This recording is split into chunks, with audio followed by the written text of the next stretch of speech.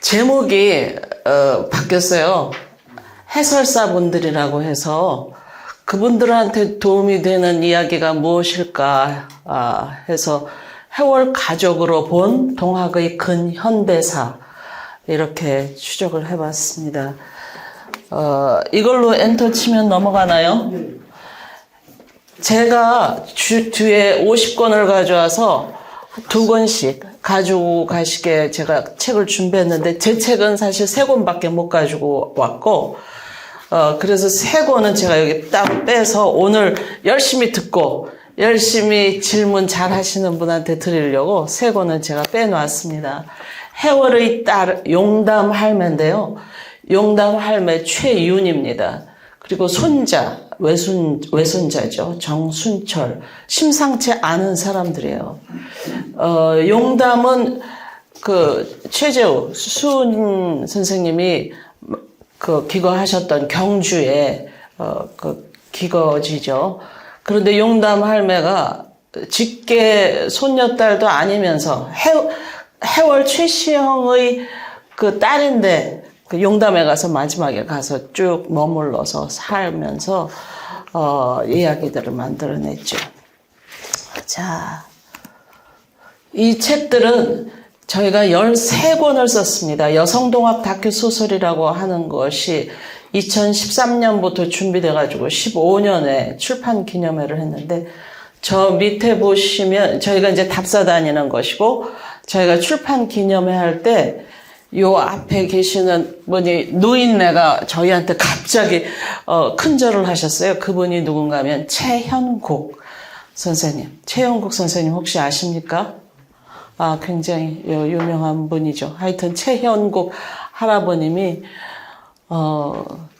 그 동학의 소중한 가치를 이렇게 이제 저희가 갈고 닦아서 다큐 소설이라고 하면 있는 사실에다가 살짝 시멘트 바르듯이 이어붙여서 책을 만드는 거죠. 흔히 동학하면 전봉준을 떠올리고 전라도를 떠올리지만 실제로는 누가 주인공이죠? 사실은 모두가 다 주인공이지만 그 중에 가장 거대한 구심점은 해월 선생님이셨어요. 그리고 해월이 여기저기 도망 다니죠. 근데 강원도로 갔다가 충청도로 갔다. 포덕을 제일 나중에 한 곳이 전라도 지역이에요. 그래서 이제 해월이 거대한 산맥이라면 전봉준, 김계남 이런 분들은 그 빼어난 봉우리 다. 그래서 그 지역에서 있었던 일들을 내포, 보은, 청산, 옥천군 청산이죠. 경상도, 서울 지역, 그 지역에 따라서 나눠서 13권을 탄생시켰는데 제가 왜 이 작업을 하게 됐냐면 제가 사회학 김시영 선생님하고 같은 시기에 73학번 2대 사회학 전공하다가 그때가 박정희 시대였거든요. 긴급조치로 2번 잘리고 나중에 여권도 안 내줘서 외국 유학길도 막히고 그럴 때 허리가 아파가지고 침 맞고 낫고 그래서 한의사 면허를 따야 되겠다 졸업장보다. 그래서 한의학 다시 공부를 해가지고 한의사가 되고 보니까 또 여자아이 골라서 낳는 약 달라고 해가지고 이거 아닌데 여자아이를 이렇게 거부하는 세상, 차별하는 세상, 이 원인이 뭔가 이런 거 한의원에서 이런 분석하고 하다가 호주제 폐지 운동을 가열차게 또 한참을 했죠. 호주제 폐지 운동하고 나서 또 새롭게 떠오르는 인터넷을 이용해가지고, 하여튼, 그렇게 복잡하게 하여튼 저는 20대부터 늘 이렇게 시위하고 바쁘게 살았어요, 바쁘게. 그러다가 이제 한의학을 하게 되고, 다시 여성운동을 하게 되고, 여성운동을 하다 보니까 이제 명상 스승을 만나게 되고, 그 명상 스승을 통해서 청산이라고 하는 곳을 안내받아서 거기서 이제 귀촌을 하게 됐는데 알고 보니까 거기가 동학 기포지예요. 1894년 갑오년에 동학 전국 일어나라. 무기 들고 죽창 들고 나서라 뭐 이렇게 기포했던 곳이 청산 지역이었어요. 그래서 청산 지역에 묻혀져 있는 얘기가 많았는데 바로 정순철 그 최윤의 아들 해월의 외손자가 청산에서 태어났거든요. 그리고 그 정순철이 사라진 해가 1950년 전쟁통에 북으로 넘어가다가 사라졌어요. 흔적이 없어졌어요. 이거 한국의 근현대사의 그 숨겨진 이야기들, 우리가 알아야 될 것들이 많겠는걸. 그래서 동학의 미친 사나이, 동학의 최고의 전문가라고 불리우는 박맹수 교수한테 원광대학교 전화했더니 이 박맹수 교수님이 좋아서 죽으려고 그래요. 내가 도와준다. 그래가지고 청산뿐만 아니라 전국의 이야기가 너무 많이 있다. 그래요? 그러면 여럿이 모아가지고 그럼 다 써봅시다.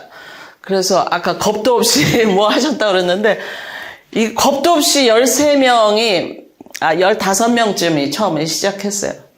그래가지고 중간에 포기한 사람도 있고 그런데 저 저자들을 보시면 이름이 김현옥 씨 빼고 전부 명금혜정, 박석흥선 뭐 이렇죠.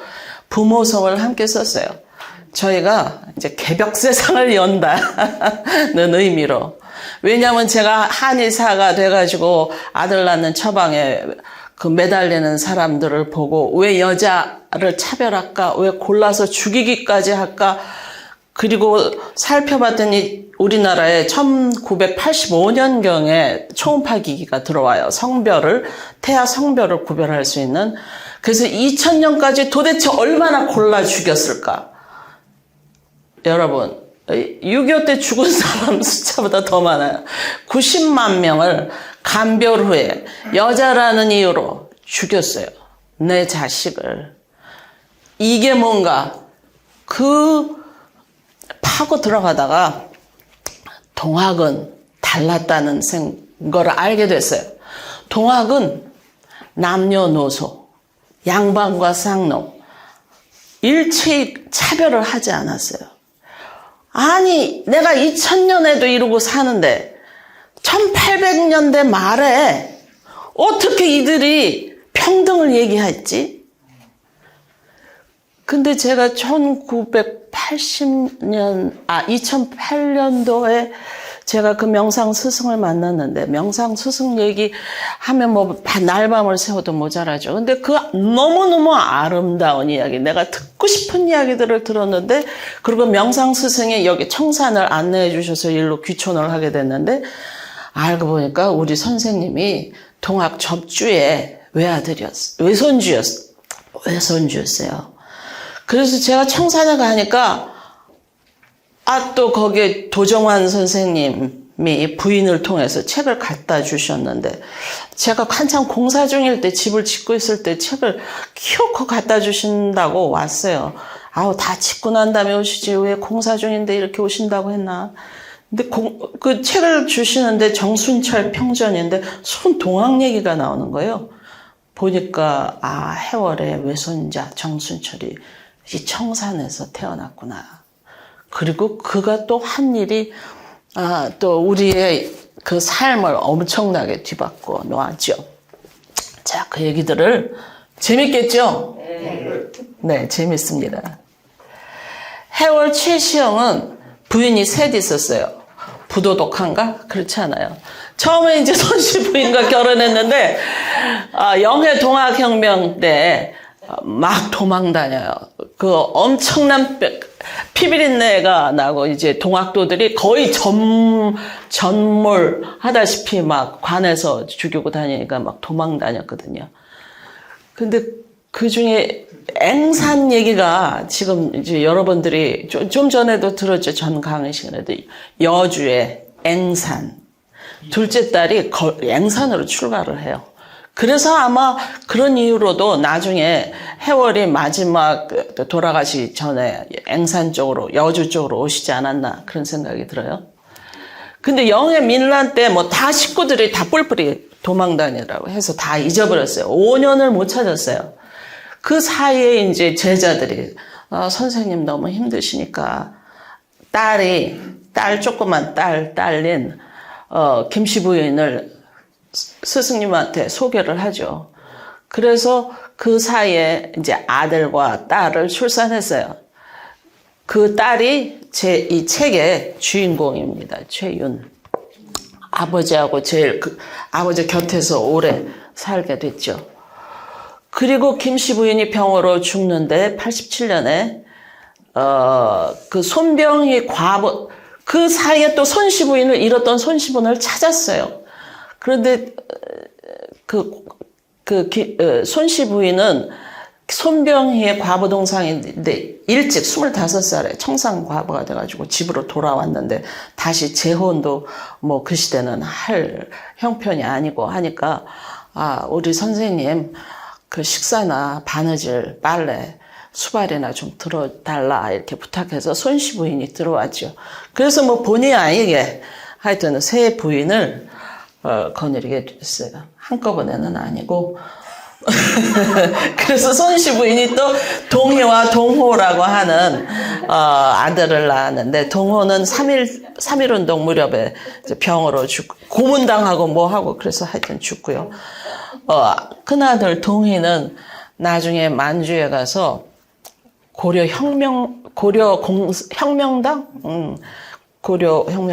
고려공산당 예, 뭐 하여튼 그렇게 만들고 고려혁명당을 만들죠. 그 다음에 최윤은 1878년에 태어나서 56년에 그러니까 한국 전쟁 휴전하고 3년 후에 돌아가셨어요. 해월 51세에 얻은 딸입니다. 덕기 이제 1893년에 무슨 일이 있죠? 94년 동학혁명 전해 보은취해가 있었어요. 보은취해에서 엄청난 몇십만 명이 모입니다. 엄청난 숫자가 모여요. 보은취해의 특징은 한 달 이상 그 보은에 이제 운집하는데 오고 가고 뭐 이렇게 해서 전국에서 모여듭니다. 해월은 그때까지도 늘 별명이 최보딸이라고 해요. 최보딸이. 항상 쫓기는 35, 6년간 수배자로 살았어요. 항상 도망 다녀요. 그래서 앞이 보이고 뒤에는 산이 있는 곳에 항상 주거지를 잡습니다. 그래서 항상 보따리를 옆에 놓고 사셨어요. 여차하면 튀는 거죠. 그래서 잡히지 않고 1894년 갑오년에 뭐 김계남, 전봉준 뭐 다 잡혀가지고 죽었죠. 해월은 그 뒤로 몇 년 더 사셨죠. 그 북실 전투, 보은 전투에서도 빠르게 도망가셨어요. 도망갈 때 옆에 있는 게 이제 손병희, 오른쪽에 손병희, 왼쪽에는 김영국. 이 가족들 이야기가 이제 여기에 제 책에 이제 많이 나와요. 그런데 그 손씨 부인이 31세가 때 이제 1894년 그 혁명하던 해 아닙니까? 동학은 전투가 중심이 아니라 중심이 뭐냐면 수행이에요. 수행. 그 동학도들은 뭐하러 모이냐면 목표가 신선이 되는 겁니다. 신선. 나의 격을 요즘 말로 하면 영성이라고 할까요? 높여가지고 그래가지고 신선처럼 되면 세상이 바뀔 거다 이렇게 생각했어요. 그랬는데 워낙 이제 그 탐관오리들이 난리를 치고 그 양놈이고 일본이고 와서 난리를 치고 하니까 이제 축창을 들고 일어난 거죠. 축창 들고 일어났을 때도 처음에 뭐 10조, 8조 이런 규약들을 보면 그 대나무 창 끝에 피를 묻히지 마라. 이런 얘기들이 있어요. 하여튼 그런데 이제 나중에 일본군 놈들이 들어와가지고 엄청나게 거의 몰살을 당하죠. 거의 몰살을 당해요. 그래서 제가 평화운동을 시작한 게 이 책 다 쓴 다음에 평화어머니 조직해서 평화활동을 시작한 것은 그 무기 때문에 무기가 워낙 뛰어나니까 이것들이 욕심이 생기거든요. 일본 놈들이. 아, 얘네들 다 죽일 수 있어. 그리고 그걸 징검다리로 해서 대륙으로, 중국 대륙으로 건너가서 싹쓸이 할 거야. 그런 자신감이 있었기 때문에 한국을 들어오게 된 거거든요. 그래서 제가 이제 평화운동 처음 시작할 때는 정말 겁도 없이 뭣도 모르고 무기공장, 세상에 무기공장 다 없애자. 이런 운동으로, 이런 마음으로 시작했던 거예요. 그때 손씨 부인하고 윤희는 같이 살다가 청산 관아에 투옥되죠. 투옥되고 윤희는 옥졸한테 늦가 어거지로 출가를 하게 돼요. 그래서 낳은 정주현인데 아들이 4년 더 사셨죠. 해월은 갑오혁명 이후에도 1901년에 아들 정순철이 출생해요. 그리고 아들이 9살 때 정순철하고 손병희가 마련한 서울 거주지로 도망갑니다. 왜냐하면 이 청산관아 정주현이라는 게 생긴 건 잘생겼어요. 멀끔하게 생겼는데 바람둥이에다가 어거지로 자기가 원하지 않은 상대였으니까 그 결혼이 굉장히 싫었고 실제로 나중에도 용담에 거처할 때 뭐 정주현이 편지도 보내고 뭐 그랬던 모양이에요. 그럼 보지도 않고 아궁이에다가 쳐넣었다고 해요. 그런 기록이 있습니다. 1910년에 일본 강점이 시작되고 18년에 정순철이 결혼하고 19년에 이상하죠. 19년에 딸이 출생해요. 그래서 제가 고민했어요. 아, 이거 정주현하고 같이 남편하고 살지도 않고 남편을 그렇게 증오했는데 왜 둘째 아이가 태어났을까? 왜 태어났을까요? 네, 18년에 아들이 결혼했잖아요. 결혼할 때 가회동 그 거처에 그 아들하고 그 아내가 거처한 가회동에 왔었을 거 아니에요. 그때 만났죠. 만나가지고 이제 최윤을 또 덮쳤는지 어쨌는지 하여튼 그 딸이 또 출생을 했어요. 그래서 3.1 운동 때 막 다들 그 치마 속에다가 태극기 감추고 그 유인물 감추고 막 다닐 때 최윤은 못 다녔죠. 이 정순철은 1901년에 태어나서 50년에 죽었을 거라고 추정만 할 뿐이에요. 이 정순철의 아들이 지금 살아계십니다. 90대예요. 1905년에 손병희가 동학을 천도교로 개신했는데 일본에 있었어요. 1894년에 전부 그 회오리 바람이 불었을 때 손병희는 이름을 바꾸고 일본으로 도망가서 일본에서 자명을 하죠. 그러다가 이제 천도교로 개신을 하고 한국으로 돌아왔는데 손병희는 그 당시에 그 동학도들이 엄청나게 이제 세를 불렸어요. 천도교가 엄청나게. 남쪽은 일본군 놈들한테서 엄청나게 다 몰살을 당했지만 북쪽에 굉장히 동학이 흥했어요. 북쪽에.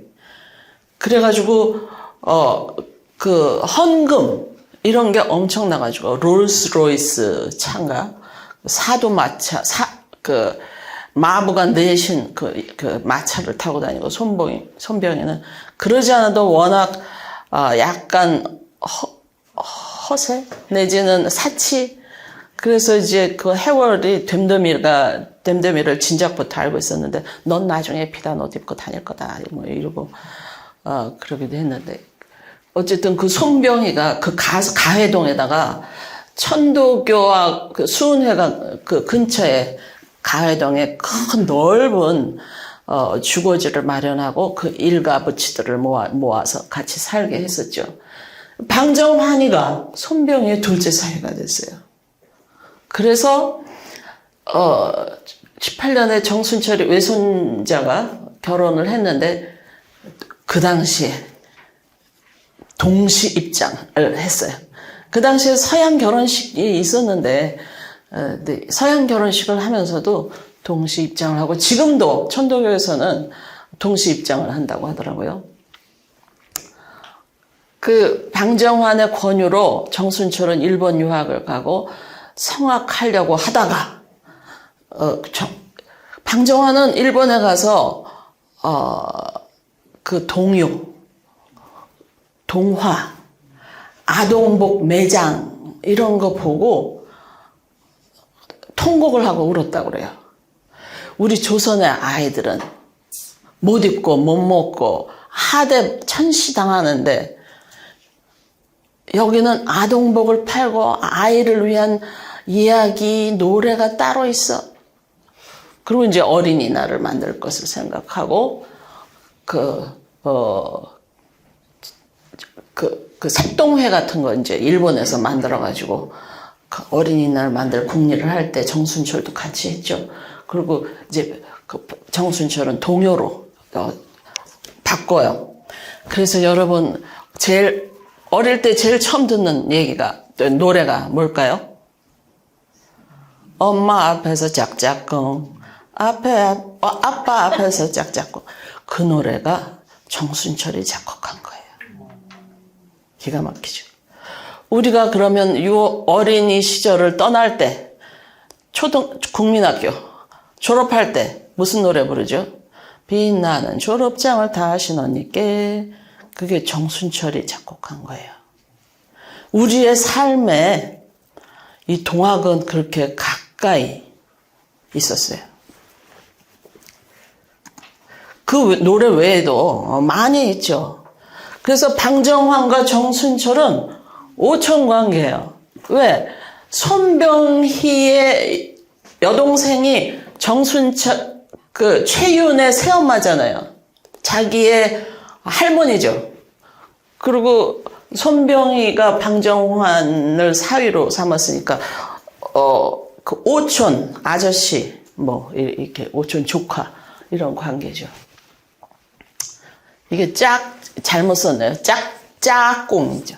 짝꿍이 아니고. 그리고 동덕여고 음악교사를 하고, 방정환은 가난하게 살다가 돌아가시고, 자, 그래서, 그리고 이들이, 방정환은 한국에 돌아와가지고, 그, 어린이라고 하는 잡지도 만들고, 뭐, 그 잡지를 여러 개 만들어요. 여러 개. 그런데 일본 놈들이 와서 다 검열하고, 다 찍어 놓은 거, 다 불태운다고 가져가죠. 그, 방정환이 그 수레를 뒤따라가면서 통곡하는 이야기, 뭐, 이런 것들이, 일본 놈들이 얼마나 못 살게 굴었는지.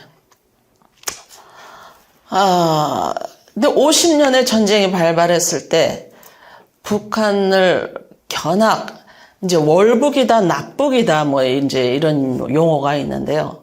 사실은 45년에 해방되고 나서 50년까지 5년 동안, 북은 엄청나게 진도 나갔어요. 그야말로, 민이 주인이 되는 세상. 누구도 차별받지 않고, 누구도 수탈당하지 않는, 그야말로, 이상적인 그 유토피아를 꿈꾸며 막 진도를 막 나갔거든요. 남쪽은 반대로 미군정이 들어왔죠. 일본 놈들이 그대로 기용됐어요. 친일파들이 활개를 치고, 악질 형사들이 그대로 활개를 치고, 그러니까 북에서는 이러다가는 남북이 영원히 갈라지고 다른 나라가 되겠다. 그리고 이제 전쟁이 시작되기 전에 1950년 6월 25일 날 땅 하고 전쟁이 시작된 거 아니에요. 지금 남북이 시끌시끌벅글 하잖아요. 오고 가고 주고받고. 그때도 그랬어요. 그때도. 남쪽에서 치고 올라가고 북쪽에서 이러고 그 38선 경계가 항상 시끄러웠어요. 그러다가 6.25가 났는데 그러니까 이게 남에서 쳐들어간 거냐 북에서 쳐내려온 거냐 뭐 말이 많지만 하여튼 전쟁은 항상 기획된 거다. 특히 외세가 개입돼 있을 때는 이거는 전쟁의 성격은 쉽게 규정할 수 없는 거죠. 하여튼 그래서 북에서 내려와가지고 많은 사람들을 가서 보세요. 북은 얼마나 달라졌는지 가서 봅시다. 그리고 굉장히 많이 내려와서 굉장히 많이 데리고 올라갔어요. 보고. 그러니까 정순철이 7남매를 낳았어요. 그런데 그 사람이 자식들 7을 버리고 올라갔겠어요? 아니죠. 잠깐 보고 가세요. 그래서 올라갔던 거죠. 많은 사람이 향수를 쓴 정주영도 마찬가지예요. 정주영은 1902년생이고 정주영도 같은 시기에 북으로 가다가 사라졌죠. 행방불명. 그래서 그 정순철의 노래도 1988년 그때 다 해금이 돼서 제가 5시까지 할 수 있는 거죠? 예. 5시까지. 아마 질의응답 때문이라도. 네. 15분 전까지. 네. 그러면 제가 앞으로 얘기할 수 있는 시간이 25분이네요. 너무 짧죠. 그런데 여러분들은 일당백 하시는 분들이기 때문에 제가 이 정도 얘기하면 앞으로 이제 전후의 공부를 다 연결시켜가지고 이해하실 수가 있을 거예요. 동학의 요점은 뭔가? 내가 안에 하늘이 있다는 거잖아요. 나는 아주 귀한 사람이야. 너도 마찬가지. 생명이 있으나 없으나 귀하다. 우리는 귀한 존재다. 그래가지고 수원 선생님 있을 때부터 양반이 입도했다. 그 집에 머슴이 입도해요. 그럼 같이 맞조를 시키셨어요. 그리고 같이 존대를 하게 하셨어요. 그리고 수은 자신도 자기 집에 있는 여종 둘을 하나는 딸로 하나는 며느리로 받아들이셨죠. 그 청주인가 어느 집에 가서 배 짜는 소리가 들리니까 이게 무슨 소리요? 예, 제 며느리가 배 짜는 소리입니다. 아, 며느리가 아니고 하늘일세. 그가 하늘일세. 이렇게. 아이들을 때리지 마세요. 아이들이 하늘입니다. 그러니까 이거는요.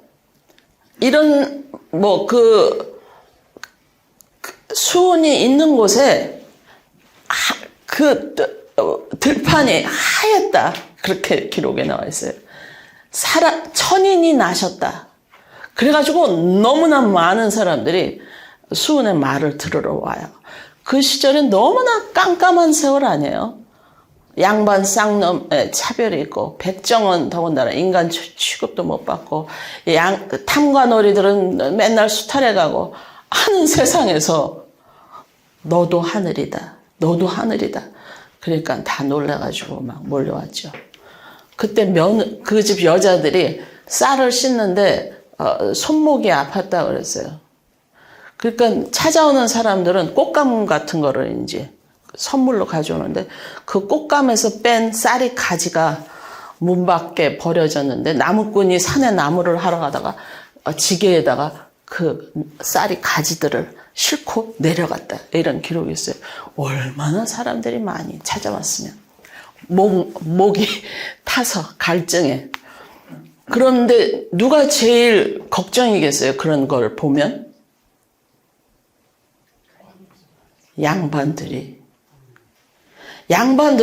그 위계 질서가 아주 수직 구조 속에서 금수저를 타고났잖아요. 피라미드도 아니에요, 이거는. 완전히, 이 막대기 같은 세상에서 꼭대기를 차지하고 있는 양반들은, 저놈 위험하네.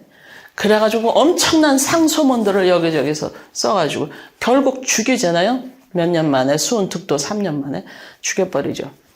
하여튼, 동학은 나도 귀하고 너도 귀하다라고 하는 바람에, 탄압의 대상이 됐어요. 어쨌든 그런 사상은 K사상이라고 아까 표현하셨는데 여태까지 조선 사회에 올 때까지 존재하지 않았던 사상이에요. 그리고 입장을 바꿔서 놓고 생각하면 너무나 맞는 말이잖아요. 그 말을 듣는 순간 내 안의 응어리가 다 사라지고 내가 귀한 사람이구나. 너도 귀한 사람이구나. 라는 것을 깨닫는 순간 엄청난 희열이 오는 것이죠. 그들이 이제 우리가 다 신선처럼 변하면 개벽 세상이 온다고 그랬다가 참지 못하고 그 탄압에 참지 못하고 조병갑의 횡포에 참지 못하고 조병갑의 사돈이 그 누구죠? 하여튼 그 사돈간이 나중에 그 동학도들을 다 죽여서 재판하고 할 때 해월의 재판관으로도 조병갑이 등장해요. 그리고 해월을 마지막까지 뒤쫓은 사람도 양반이 그게 조병갑의 사돈이죠. 하여튼 그 시절에 관군은 전부 이제 일본 놈들하고 밀착하잖아요. 일본 놈들은 민나고로시 이게 모두 죽여라. 눈빛이 형형하면 모두 죽여라. 동학도인이 모두 죽여라.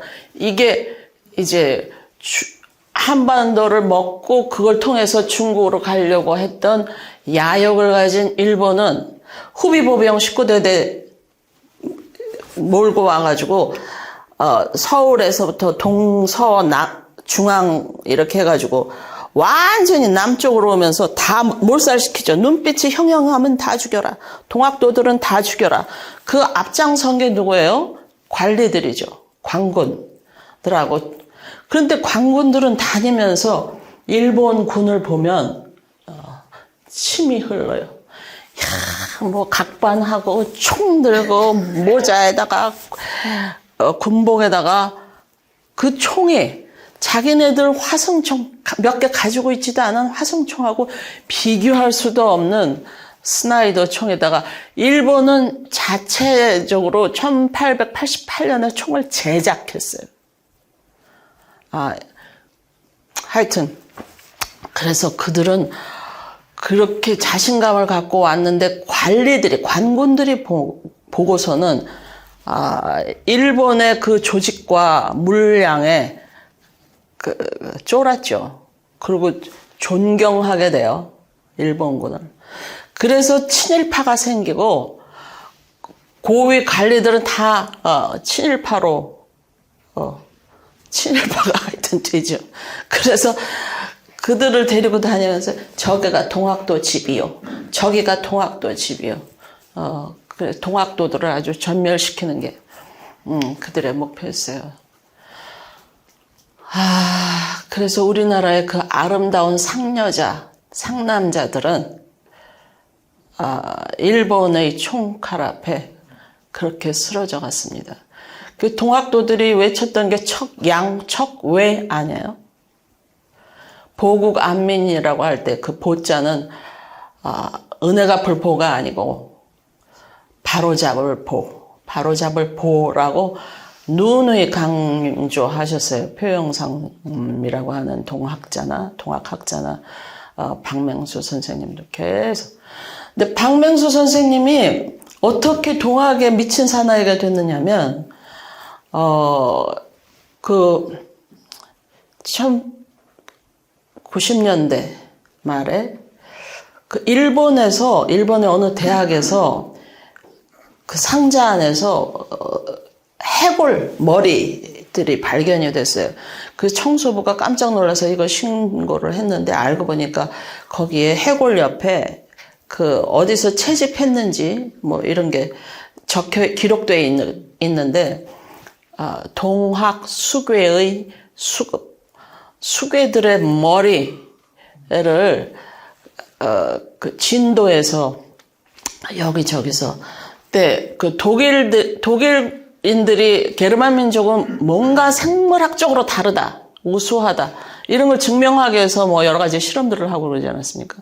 일본은 걔네들보다 더 먼저 그 짓을 했어요. 일본은 너희하고 달라. 그래가지고 그걸 분석하기 위해서 그 한국에 왔을 때 그런 것들을 채집해가지고 갔는데 그 연구를 마치지 못하고 이제 그 대학 연구실에다가 박아놓고 간 거를 그게 나중에 이제 언론에 막 뜨고 하니까 한국에서 장영달 의원, 박명수 선생님 며칠 이제 그 유고를 모시러 갔어요.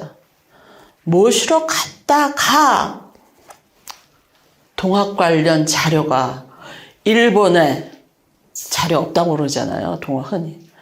엄청나게 있다는 것을 알게 됐어요. 왜냐? 그놈들은, 일본 놈들은 굉장히 치밀하게 동학도들을 잡을 때 다 수색해가지고 나온 문건들을 그 버드나무 고리 괴짝에다가 차곡차곡 싸가지고 그거를 몇 개를 일본에 가져갔다고 해요. 그래서 박명수 선생님이 일본 유학을 결심해요. 히라카나 가다카나 새로 공부해가지고 일본어를 새로 공부해가지고 일본에 유학 가서 거기서 3년을 살면서 일본에서 자료들을 많이 찾아내셨죠. 그래서 하여튼 저희를 1년을 집중 훈련을 시켜가지고 만족스럽지 못하겠지만 하여튼 저 책들이 나오게 된 것입니다. 어쨌든 그 동학 얘기는 제가 뭐 길게 할 수가 없고 그 뒤에 제가 무슨 짓을 하게 됐는가 하면 2015년 12월 달에 이 책이 나왔어요. 근데 저는 먼저 썼어요. 책을. 먼저 써가지고 5월 달에 워먼 크로스 DMZ라고 하는 세계의 여성들이 평화를 사랑하는 세계의 국제 행사였거든요. 여성들이 30여 명이 유일한 분단국 우리가 어떻게 좀 도움이 돼보겠다 그래가지고 중국을 통해서 북을 통해서 판문점을 통해서 남쪽으로 내려오겠다 했어요. 그녀들이 북을 통해서 남쪽으로 내려올 때 엄청난 성대한 환영을 받았어요. 북은 다 오케이 했어요. 판문점에서 남쪽으로 내려올 때 NO! 못 내려와.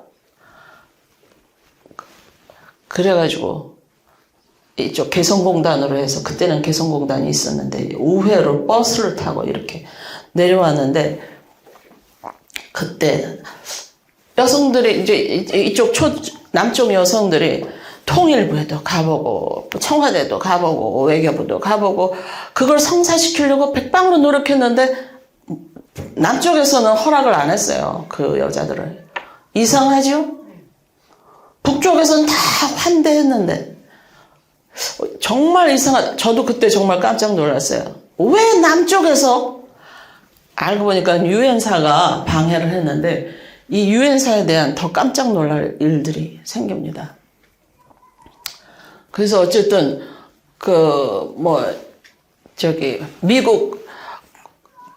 지금 분단의 원인, 세계에서 전쟁을 제일 많이 하고 있는 나라, 미국. 그래서 대사관 앞에서 처음에는 제가 미국의 군산복합체, 미국의 군수산업, 이게 언제냐면요. 그해 8월에, 5월 달에 저 일이 있었죠. 워먼 크로스 DMZ 사건이 있고, 8월에 제가 기회가 있어가지고, 백악관에 가서, 우리 총무, 그 여성통합 총무하고 둘이 가서 텐트 치고 김밥 싸가지고 다니면서 한 달 가까이, 한 달에서 며칠 빠지는 백악관 앞에 가서 70-year division is long enough, too long. 그때는 long enough라는 말을 안 썼네. 동학 이름으로? 동학 그 이름으로? 저는 평화어머니회가 동학 때문에 탄생하게 된 거죠. 남북군이 모두 어머니 자식. 우리 그 소설팀의 총무하고 저하고 같이 가서 저 때는 야 이거를 어떻게 하면 미국의 군산복합체 공장 앞에 죽어가는 세계의 어머니들을 불러다가 거기서 죽게 하고 그 앞에다 무덤을 만들까? 근데 그건 정말 너무 힘든 일이죠. 쉽지 않은 일이죠. 비행기 타고 가야 되고. 그래서 우선 미국 대사관, 광화문에 있는 대사관부터 하자. 그래가지고 미국 핵도 폐기해라. 전쟁 장사 그만해라. 뭐 이제 평화 협정해라. 저걸 300회를 했어요. 저희가 평화 어머니 만들어가지고 대사관 앞에서 이 그림은 뭐냐면 제가 이제 그 살고 있는 곳이 충북 옥천군 청산면 삼방리인데 삼방리에서 마을 행복마을 만들기 사업을 제가 신청해서 첫 해 300만 원 받고 1등 했어요 저희가. 그래서 두 번째 해 3천만 원 받아가지고 이제 그림 벽화를 그렸는데 우리 동네 할머니들이랑 같이 그리고 저게 동학도들이에요. 동학도들. 여기에 청산에서 태어난 게 우리 정순철 아닙니까? 동네 사람들 아무도 몰랐어요. 동학이 뭔지도 몰라. 정순철이 누군지도 몰라. 읍사무소에 가면 그 간판들에는 정순철이 써 있지만 그리고 뭐 짝짝꿍도 그려져 있고 간판마다 그래요. 근데 주민들은 몰라 내용이 뭔지. 하여튼 그래서 대포에 저 그림들을 그렸더니 학생들이 와서 보고 개벽 세상이 뭐예요? 그래서 옆에 해바라기 그림체가 다시 지우고 대포에서 꽃만 나오는 게 개벽 세상이야. 근데 실제로 해월이 맨날 도망 다녔다고 그랬잖아요. 그 제자들이 마누라하고 싸우고 면도 안 서고 아유 스승님 언제 개벽 세상이 옵니까? 그러니까 해월이 뭐라 그랬냐면 개벽이 언제 이루어지니까 해월 가로되 산이 검어지고 길에 비단이 깔리며 만국과 통상하고 만국의 병마 군인 병사와 말 군인이 다 돌아가면 그때 개벽이 온다 그렇게 말씀하셨어요. 저 도끼 부인의 달달한 시골살이는 그거 하면서 책을 썼어요. 아주 얄팍한 책인데요. 그래서 제가 그 미국 앞에서 1인 시위를 평화어머니의 1인 시위를 하고 보니까 유엔사가 가짜인 것도 알게 되고 미국이 세균 실험실을 본토에 자기네 나라에 안 짓고 전 세계 800개의 미군 기지가 있어요. 그중에 300개의 세균 실험실을 만들어 놓고 세균 실험을 해요. 우크라이나에도 40여 개가 있었는데 이번 전쟁에 20여 개가 발견됐다고 해요. 미국이 이런 짓을 하고 있어요. 미국은 230년 동안 지금 전쟁을 하고 있어요. 왜? 전쟁하는 메커니즘이 자리 잡아가지고 군산복합체가 뭐 수백 명의 로비스트를 정치가들한테 보내고 그래서 전쟁을 하고 재고 무기를 떨어먹고 새롭게 무기를 재생산하고 우크라이나 전쟁 끝나면 안 되는데 이러고 있어요. 이스라엘 전쟁 휴전하면 안 되는데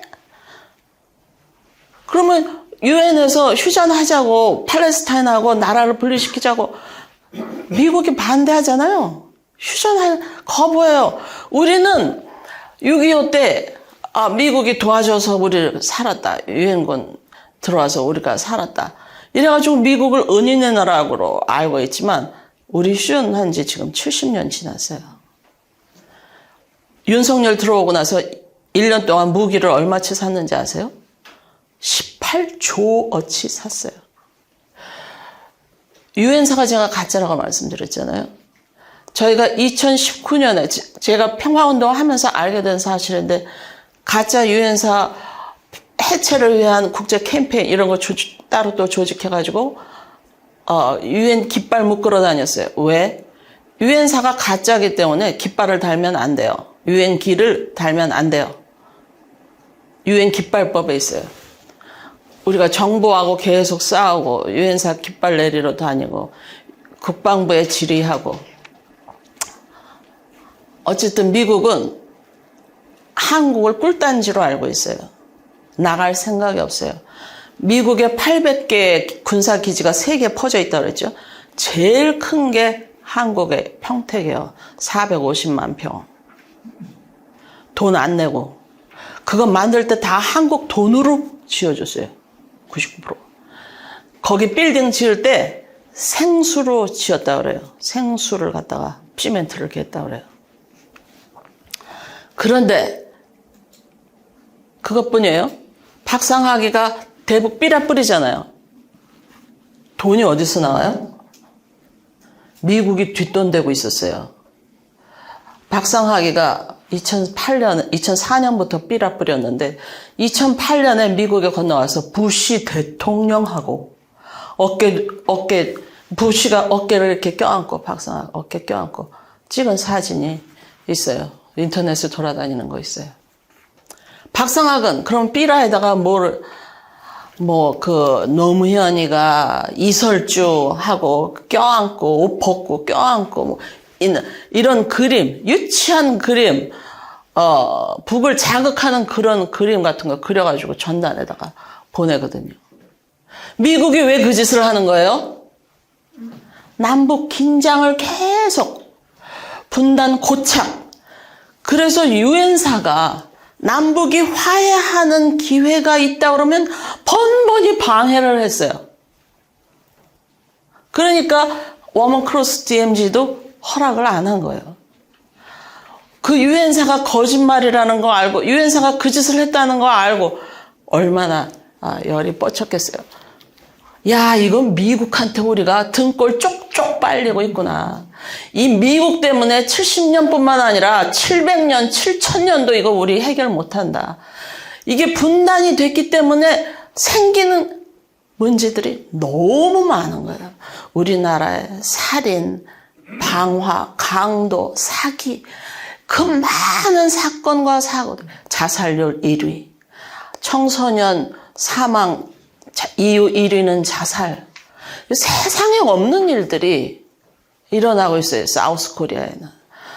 우리가 드라마 보면 상류계층의 모습들이 드라마 같은 거에 나와서 우리가 잘 살고 있다고 착각을 하지만 미국 빈곤율이 50%예요. 남쪽도 금수저와 흑수저의 간격이 점점 벌어지고 있어요.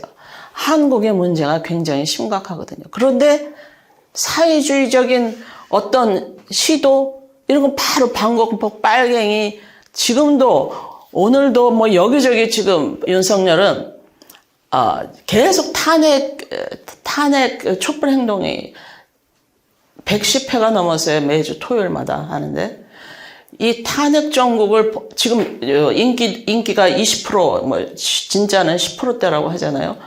그거를 뚫고 나가는 방법이 전쟁, 국지전 또는 어떤 전쟁.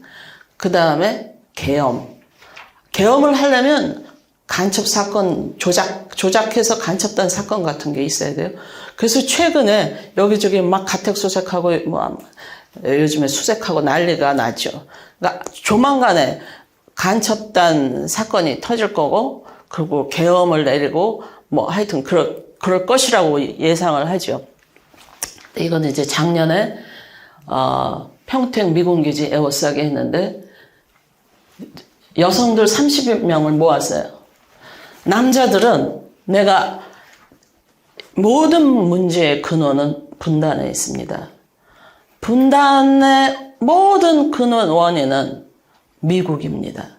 미국이 방해해서 지금 분단이 극복이 되지 않고 있습니다. 미국에 직접 저항을 합시다. 그리고 평택 가자고 했어요.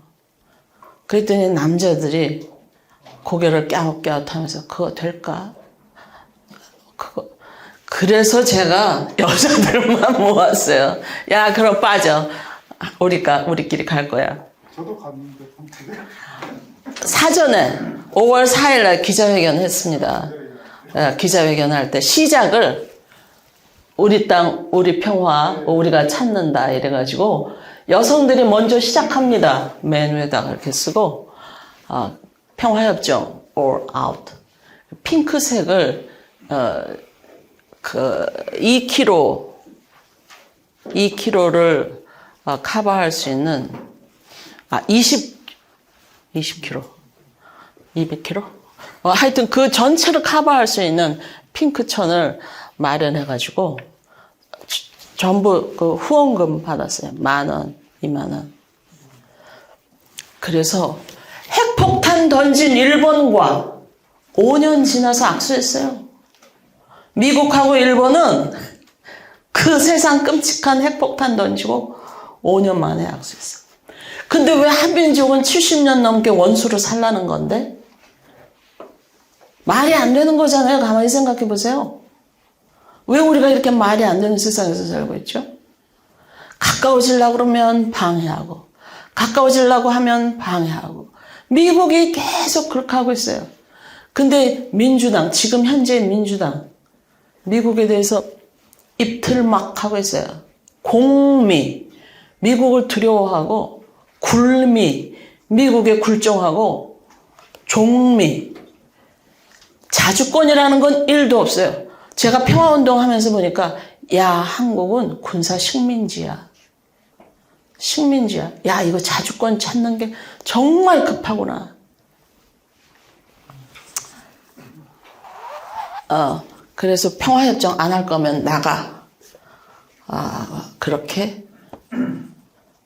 작년 7월 27일 날 했고, 올해 27일 날 했고, 그 사이에 너무 간격이 뜨니까, 2월 달에 만민공동회를 했어요. 윤석열이가 후보 시절에 여기 손바닥에다가 왕자를 쓰고 나왔잖아요. 그래서 왕 위에 민 있다. 그래가지고 왕 위에다 민자 써가지고 우리 손주 손바닥을 빌려가지고 글자를 써가지고 왕 위에 민 있다. 그리고 천공 위에 만민공동회, 천공 위에 만공이 있다. 그래가지고 발표를 이제 공모를 해서 18명을 추려서 18팀이 나와서 발표를 했어요. 결론을 한겨레 신문에 전면 광고로 냈어요. 이것도 다 10,000원, 20,000원 후원 받아가지고 만민의 목소리를 들어라. 한미동맹은 한국을 군사 식민지로 만들었다. 미국은 남북을 영구적으로 갈라놓으려 한다. 남쪽은 무상의료, 무상교육, 무상주택 정책을 펴는 북과 체제 경쟁에서 이기고 있는가? 외국에 빌붙는 국회는 필요 없다. 중립화, 남북동맹을 국리해보자. 중립화라고 하는 것은 군사동맹 맺거나 군사기지 내주거나 이런 거 안 하는 게 중립화예요. 그래서 그 참가상으로 1등, 2등은 정하지 않고 참가상으로 우리 스승한테 텔리그라피 선생님한테 이걸 받아왔죠. 어떤 동맹국도 민족보다 나을 수 없다. 우리 민족 미래는 우리가 결정한다. 이게 바로 우리 해월의 말씀이죠. 만국의 군대가 다 나가고 나면 개벽 세상이 온다. 해방 후에 미국 놈 믿지 마라. 일본 놈 일어선다. 조선 사람들은 조심해라. 그런 말들 있었잖아요. 요즘 젊은 사람들은 아무도 몰라요. 그래서 다시 쓰고 있죠. 이건 아까 말씀드린 해월의 말씀. 전쟁 중독 국가예요. 미국은 전쟁 중독 국가입니다. 이게 지금 이제 마지막 제가 발표할 마지막 장인데요. 저 450만 평, 둘레 18km를 다 이 핑크천으로 두르겠다라고 이제 야심찬 생각으로 했지만, 첫 해에는 한 500명 모았을까요? 조직들이, 그거 되겠어. 이러고 주저앉는 바람에 제가 개인 힘으로 막 연락해가지고. 그래서 게이트가 5개 있어요. 저 450만 평에 그 게이트마다 이제 커버하고 마지막에 그 안정리 게이트에서 모이는 걸로 했는데, 전광훈이가 수천 명을 동원해가지고 크레인에 매달리는 스피커를 가지고 왔어요. 그래서 저는 스피커도 준비하지 않았어요. 그게 먹히지 않을 테니까. 그래서 대신 북 장구 꽹가리 가지고 우리 이야기를 했죠. 한국이 미국 개냐? 그래가지고 그 주인님이 개 2마리 끌고 가는데 하나는 일본개, 큰 개, 맨 앞에 있는 총알바지, 태극기 다 들고 가는 윤석열입니다. 척양척외, 탈미 반전, 작년에 깃발 500개 쓰고 올해 깃발 500개 썼어요. 우리 선생님과 제자들이 많이 도와주셨죠. 그래서 제가 학생운동 했죠. 그 다음에는 뭐 약사법 분쟁 때 뭐 머리 깎고 약사법 투쟁했지만 정말 제 인생의 숙제라고 생각했던 거는 호주제 폐지, 여자아이들 골라서 죽이는 그 야만적인 그거 무식 때문에 그런 거거든요. 남자만 씨앗이 있다고 하는 무식, 한 줄기 혈통이 존재한다고 생각하는 그 무식, 존재할 수 없는 거잖아요. 엄마에게는 난자라고 하는 반쪽 씨앗과 밭이 있고 아빠한테는 정자라고 하는 반쪽 씨앗만 있는데 어떻게 한 줄기 혈통이 존재할 수 있습니까? n 플러스 n이 2n이 돼가지고 나의 10대 조상은 2의 10제곱하면 1024명이 내 조상이고 20대 조상은 10의 20제곱하면 104만 8,576명이 내 조상이에요. 그래서 성씨는 한 줄기 혈통은 존재할 수 없는 거예요. 한 줄기 가문 이런 거 존재할 수 없는 거예요. 그 존재할 수 없는 것에 거짓 권력을 주고 그러고 나서 여자아이들 골라 죽이니까 지금 어떻게 됐어요? 15년 동안 초음파 기계 들어오고 나서 2000년까지 15년 동안 90만 명을 골라 죽였어요. 한 해 평균 6만 명을 감별 후에 골라서 죽였죠. 그러니까 지금 아이가 태어나지 않는다. 아이 울음소리가 나지 않아요. 시골에는 전혀. 인구가 줄어들어가지고 난리가 나죠. 그렇게 여자아이들을 다 골라 죽이고 이제 와서 인구가 부족하다고 그러는 거예요. 인구가 감소하고 결국 나라가 소멸된다. 그래서 진짜 이제는 저는 윤석열 정부의 이 뻘짓이 한국 국민의 자주권 확보 투쟁 자주권 확보라는 거는 너무나 당연한 거예요. 전 세계에서 남의 나라에 작전권 주고 있는 나라는 한국밖에 없어요. 돈 많이 있으면 뭐 합니까? 영혼 탈탈 털리고 자주권 탈탈 털리고 우리나라 주인 노릇도 못하고 있는데 우리가 전쟁을 시작하고 싶어서 하는 게 아니에요. 바깥에서 맡은 뭐 조작 기획 잘 삐끗하면 국정원 지금 하는 거 보세요. 북한 파병? 믿을 수가 없어요. 러시아에서 오는 소식은 달라요. 이미 한국 공군이 거기 가 있다는 거예요. 나토 공군기지에. 하여튼 믿을 놈들은 하나도 없어요. 거짓말을 박정희 전두환 때 조작했던 간첩단 사건이 수백 건이고 그 재심해가지고 무죄 받은 사람들이 그 리스트가 제가 가지고 있는데요. 제가 이 책 쓰고 난 다음에 실미도로 떠난 7인의 옥천 청년들 박정희 비자금 우리 통장에 있어요. 뭐 이런 책들을 더 이후에 썼는데 실미도 실미도 여러분들 기억하시죠? 그 무장범위가 나타났다. 알고 보니까 그건 박정희가 북파시키려고 북파 간첩 훈련시키다가 3년 넘게 약속 안 지키고 그러니까 따지러 서울 오려고 서울 올라오는 우리 젊은 청년들을 다 죽인 거잖아요. 어쨌든 한국은 우리나라 정권을 잡은 놈이 국민을 죽인 것이 더 많았다. 그 간첩 사건 다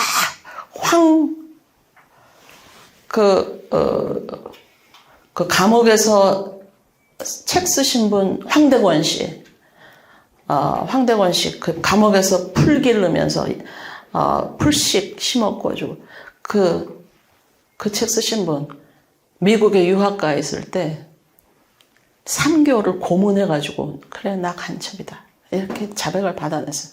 3개월을 고문을 하고 네 마누라도 고문할 거다라고 하는데 안 쓸 수 있겠어요? 그렇게 해서 간첩들을 만들어내고 그걸 통해서 북을 혐오하게 만들고 그 혐오를 통해서 지금 지배하는 거예요. 공포와 혐오를 이용해서 지배하는 거예요. 국힘당 쪽 것들은 다 그렇게 해왔습니다. 민주당 쪽에서 김대중 노무현 문제 어떻게 잘해보려고 하는데 평화를 만들어 보려고 하는데 계속 전쟁의 길로 분단의 길로 공고히 하는 것들은 친일파, 친미파 그 속에서 떡고물 많이 먹었던 것들 아닙니까? 그래서 동학은 믿는다라고 하지 않아요. 여러 차례 들으셨겠지만 한다고 합니다. 동학의 목표는 나 귀하게 살고 싶은 거예요. 속임 당하지 않고 거짓말하지 않고 너도 귀한 줄 알면서 그렇게 사는 것이죠. 그래서 동학은 과거의 역사가 아닙니다. 북한에 노동당이라고 일당 독재라고 하잖아요. 거기에 청우당이라고 하는 게 있어요. 우당이라고 얘기해요. 버두자를 써가지고. 그 북한에 남아있는 정당이 천도교당이에요. 남쪽에서는 천도교당을 만들려고 하다가 박해받고 실패했지만 북에서는 동학을 계속 살려놓고 있습니다. K 사상.